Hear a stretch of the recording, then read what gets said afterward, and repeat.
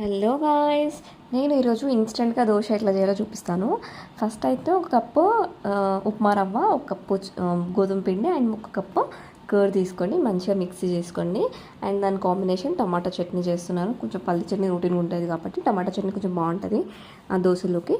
So 2 టమాటోలు, 2 onions, 1 onion, పచ్చిమిరపకాయలు, కొంచెం స్పైసీ కావాలంటే స్పైసీ వేసుకోండి, ఎక్కువ వేసుకోండి. అండ్ జింజర్ గార్లిక్, కొత్తిమీర, పుదీనా, పసుపు, ఉప్పు, కారం.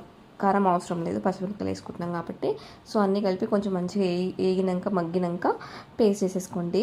తాలింపు వేసుకోవాలంటే వేసుకోవచ్చు, లేకపోతే అది మన ఇష్టం అనమాట, ఆప్షనల్. సో చట్నీ అయితే సింపుల్గా అయిపోతుంది 5 మినిట్స్లోనే. అండ్ దోశ కూడా ఇన్స్టెంట్గానే అయిపోతుంది, 5 మినిట్స్లో మిక్స్ చేసుకుంటే అయిపోతుంది.